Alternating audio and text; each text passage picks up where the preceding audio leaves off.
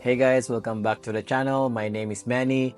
In this channel, we explore smart strategies in building wealth with real estate. In this video, I'm going to share with you guys our first rental property, its background story, the decision making that we had, the location that we pick, the strategy, and watch until the end because the last one is the most important.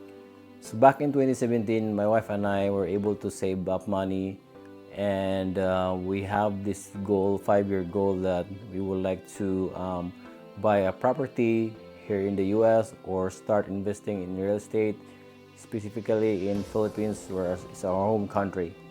And what we have decided is to deep dive on what would be the pros and cons in terms of buying a property here in the U.S. Or start investing in real estate in Cebu, Philippines. So we did our homework where I listed down all the pros and cons through an Excel sheet, and at the end of the day, what we have decided is to start investing in Philippines. The reason being that we did that because 5 years is a very short time to stay here in the US as an immigrant. Probably you guys are watching this because for the first 5 years as an immigrant here, you have a lot of adjustment to make, right? And for myself and my wife, our journey is like we started from scratch. We incurred debt when we moved here in the U.S. and we have our jobs. We're for myself, it was a very demanding job because I have a new role. I worked on IT back in Cebu, Philippines, and I was able to transition here in the U.S. in my U.S. headquarters, which I'm very thankful and grateful. However, it had a lot of adjustment for myself because of the role that I take in. And for the first 5 years, overall, it's more like paying off debt, adjusting to the lifestyle overall here in the U.S., making sure that you added value in your work, stabilize everything. So the span of 5 years is very short in terms of your livability and overall adjustment here in the U.S.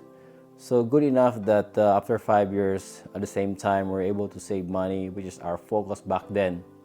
And we have reached that goal just to save up money. Now, the decision was whether we have to buy our first home in Illinois or start investing in real estate in our home country, Philippines.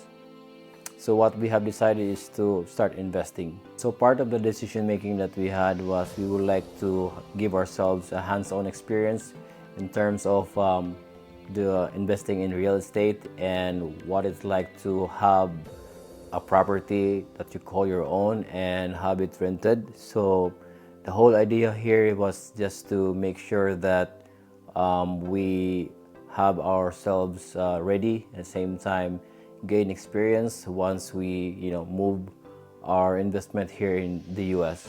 So overall, I think we made the right decision because at this point I haven't really explored yet in terms of how to buy a property here in the US. Back in 2017, I know I have an idea, but I wasn't really comfortable.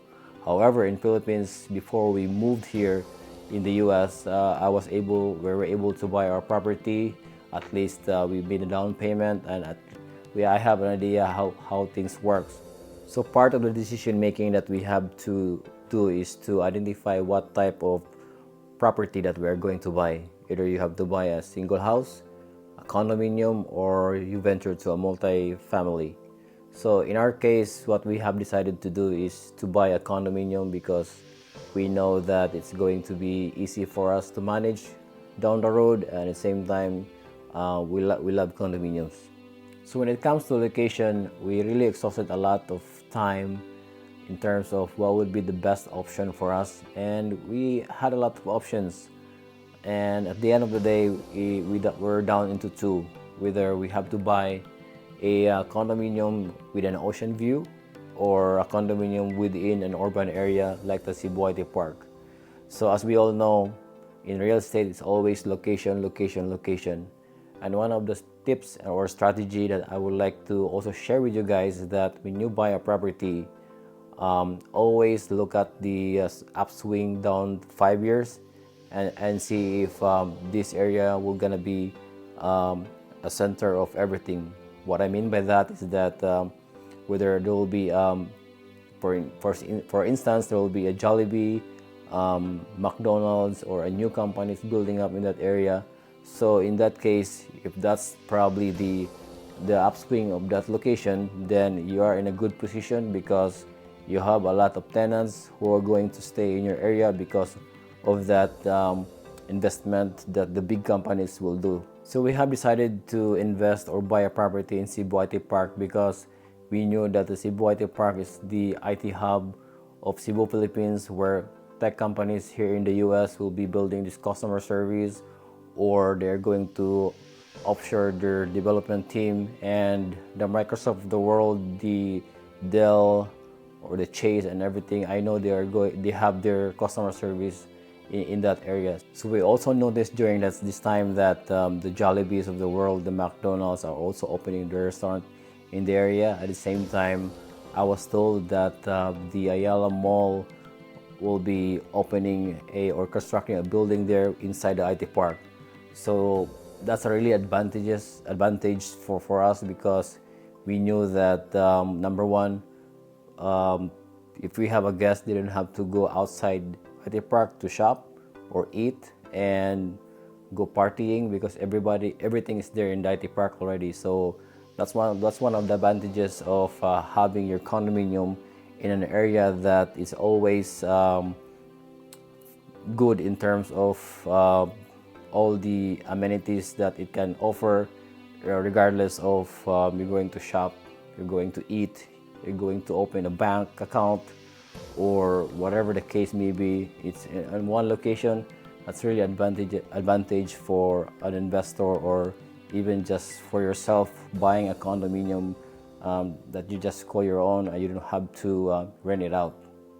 So what was our investment strategy when it comes to renting this property in Cebu IT Park?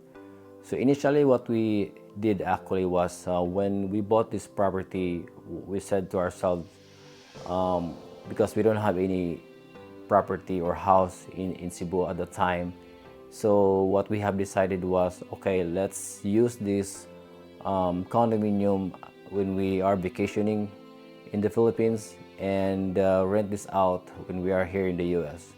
So that was just the general rule that we have. We're not even like thinking how much money we will be getting, what was the cash flow and everything. So that's the whole idea that we had. And once we had this property already, so we already thinking ahead, are we going to do a long-term put long-term tenant for this property, or do a short-term rental, in this case Airbnb?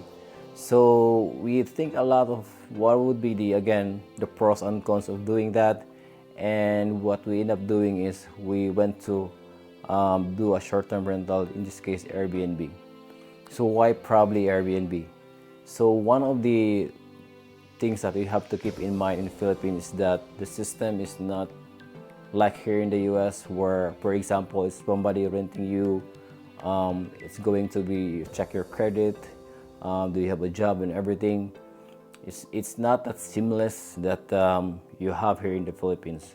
So what we did was, okay, how can we mitigate that, and what would be the best strategy to do that in terms of keeping ourselves intact in terms of investment, at the same time making sure that our property is in the good hands when we rent it out. So what we have decided is, let's go with the Airbnb, because we know that Airbnb will do a background check.